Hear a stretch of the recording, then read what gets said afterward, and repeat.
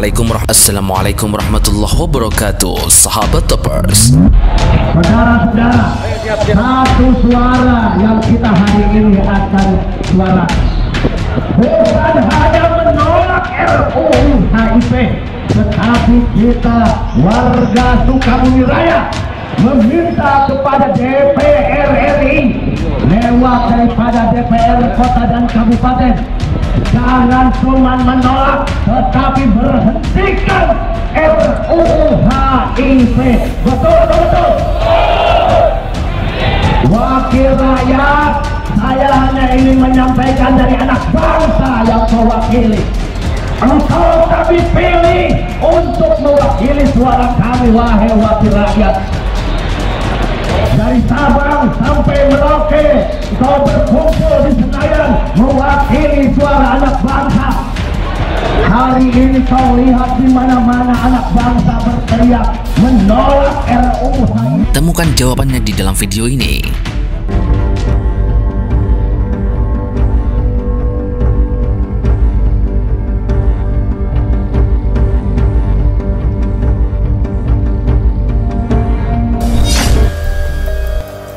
Visi misi PDIP yang berbahaya bukan Rieke Diah Pitaloka. Pencopotan Rieke Pitaloka hanya alibi. PDIP tidak gentleman.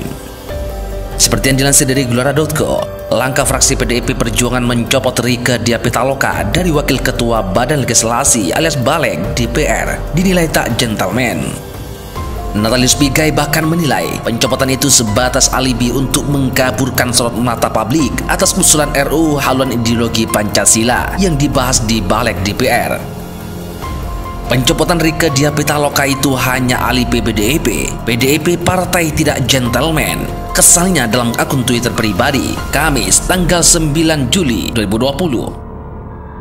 Menurutnya, pencopotan itu tidak akan berguna. Sorot pandang publik tetap akan tertuju pada PDIP dalam mengkritisi RUU HIP. Natalius Pigai menilai langkah pengorbanan kader tidak akan efektif selama visi misi partai tidak dicopot. Tidak ada gunanya korbankan kader tanpa mencopot visi misi PDIP yang isinya Trisila dan Ekasila dan membunuh kreativitas individu, tegasnya. Visi misilah yang mengancam ideologi negara, bukan Rieke, kata mantan komisioner Komnas HAM itu. Sebelumnya, Hasto dan Rieke diadukan oleh seseorang bernama Rijal Kobar bersama tim pengacara taktis alias tim advokat anti komunis ke Polda Metro Jaya pada Rabu tanggal 1 Juli kemarin. Pengacara Rijal, Aziz Yanuar, menyatakan pihaknya hanya menerima laporan itu masuk sebagai pengaduan masyarakat. Dalam dumas itu, Rieke dan Hasto diadukan terkait dugaan tindakan pidana sebagai dimaksud dalam pasal 107B dan pasal 107D KUHP, di mana terlapor adalah Rieke Diah Pitaloka yang memimpin rapat RUU HIP dan Hasto selaku sekjen PDIP. Para terlapor telah menginisiasi dan memimpin serta mengorganisir usaha untuk mengubah Pancasila sebagai dasar negara dan ideologi, tutur Aziz. Apabila RUU HIP ini tetap difinalkan atau disahkan, ingat Bapak-bapak anggota DPR Provinsi Kalimantan Barat, kita semua tidak segan-segan. Dalam kesempatan ini saya akan mengeluarkan kita akan perang.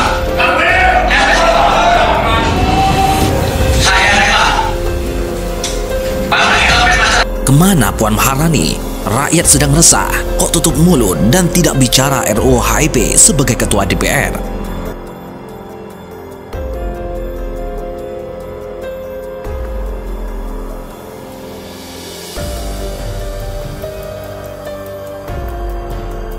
Ormas-ormas agama yang diakui di Indonesia menyampaikan sikap bersama terkait RUU haluan ideologi Pancasila alias RUU HIP di kantor PP Muhammadiyah, Menteng, Jakarta Pusat, Jumat 3 Juli 2020. Ormas-ormas tersebut yakni PP Muhammadiyah, Pengurus Besar Nahdlatul Ulama alias PBNU, PGI, Persatuan Gereja-Gereja di Indonesia, KWI, Konferensi Wali Gereja Indonesia, PHDI, Parisada Hindu Dharma Indonesia, Persatuan Umat Buddha Indonesia, yakni Permabudi, dan Majelis Tinggi Agama Konghucu Indonesia alias Matakin.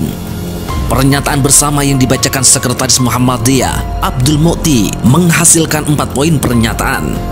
Pertama, Pancasila adalah dasar negara dan sumber segala sumber hukum NKRI. Secara konstitusional, kedudukan dan fungsi Pancasila sudah sangat kuat, sehingga tidak memerlukan aturan lain yang berpotensi mereduksi dan memperlemah Pancasila. Kedua, rumusan Pancasila sebagai dasar negara adalah sebagaimana termaktub dalam alinea keempat pembukaan UUD 45. Rumusan lain yang disampaikan oleh individu atau dokumen lain yang berbeda dengan pembukaan UUD adalah bagian dari sejarah bangsa yang seharusnya tidak diperdebatkan lagi pada masa kini karena berpotensi menghidupkan kembali perdebatan ideologi yang kontraproduktif. Yang lebih diperlukan adalah internalisasi dan pendalaman Pancasila dalam diri dan kepribadian bangsa Indonesia, serta implementasi dalam perundang-undangan, kebijakan, dan penyelenggaraan negara, kata Abdul Mukti saat membacakan pernyataan bersama itu. Kedua, pemerintah menyatakan menunda pembahasan RUU HIP. Oleh karena itu, DPR hendaknya menunjukkan sikap dan karakter kenegarawanan dengan lebih memahami arus aspirasi masyarakat dan lebih mementingkan bangsa dan negara di atas kepentingan partai politik dan golongan. Keempat, saat ini Indonesia sedang menghadapi wabah pandemi COVID-19 serta berbagai dampak yang ditimbulkan terutama sosial dan ekonomi. Karena itu, semua pihak hendaknya saling memperkuat persatuan dan kerjasama untuk mengatasi wabah pandemi COVID-19 dan dampak yang ditimbulkannya serta menjaga situasi kehidupan bangsa yang kondusif, aman, dan damai. Lalu muncul pertanyaan dari PKS dan tuntutan, kemana Puan Maharani? Kok tutup mulut dan tidak bicara RUU HIP sebagai Ketua DPR? Fraksi Partai Keadilan Sejahtera alias PKS mendesak Ketua DPR RI Puan Maharani untuk angkat bicara terkait rancangan undang-undang haluan ideologi Pancasila alias RUU HIP yang telah menjadi polemik di masyarakat. Koordinator Panitia Kerja Pembahasan RUU HIP fraksi PKS, Bukhari Yusuf, menyarankan Puan Maharani merespon polemik tersebut dalam pidato saat rapat paripurna penutupan masa sidang. Sangat bagus kalau polemik RUU HIP kemudian disampaikan dalam pidato Ketua DPR, khususnya penutupan masa persidangan ini, kata Bukhari saat dihubungi cnnindonesia.com, Jumat tanggal 3 Juli lalu. Bukhari menyebut pidato di sidang paripurna adalah momen yang tepat karena selalu menyita perhatian publik. Selain itu, pidato tersebut biasa dimaknai sebagai sikap resmi parlemen terhadap isu yang berkembang di masyarakat. Dia menilai pimpinan DPR harus segera menyatakan sikap terhadap RUU HIP sebab para ulama dan ormas Islam sudah resah hingga menggelar sejumlah aksi unjuk rasa. Kami meminta kepada pimpinan DPR bijak dan telinganya mendengarkan aspirasi dari masyarakat yang sudah begitu luar biasa, kata Bukhari. Bukhari berharap pidato Puan bisa mendesak pemerintah untuk segera mencabut RUU HIP. Diketahui hingga kini pemerintah belum kunjung memberikan respon resmi atas draft itu. Jangan sampai Pak Presiden mengabaikan, seperti mengabaikan aspirasi tentang Perpu KPK, ucap Bukhari. Sebelumnya, RUU HIP diusulkan fraksi PDIP memicu polemik. Sejumlah ormas Islam menggelar aksi unjuk rasa di depan Kompleks Parlemen, Jakarta, Rabu 24 Juni lalu. Mereka menilai RUU HIP menurunkan derajat Pancasila dengan aturan Trisila dan Ekasila. Selain itu, mereka meminta RUU HIP dicabut dari prolegnas. Bola pembahasan RUU HIP saat ini berada di pemerintah. Parlemen telah mengirim draft RUU tersebut ke pemerintah setelah disahkan sebagai usulan DPR Selasa 12 Juni lalu. Namun belum ada respon resmi dari pemerintah Joko Widodo. Tentunya respon apa yang terjadi di sana? Pemerintah mempunyai beberapa opsi yang sampai sekarang kami terus mengkaji perkembangan yang ada, ucap Yasona dalam rapat kerja evaluasi prolegnas RUU Prioritas tahun 2020 di Kompleks Parlemen Jakarta, Kamis 2 Juli lalu. Pemerintah saat ini sangat membingungkan masyarakat. Apakah sama dengan kalian? Pemerintah perlu tahu komentar-komentar dari netizen dan aspirasi masyarakat tentang penolakan RUU HIP ini. Thank you to everyone for watching this video.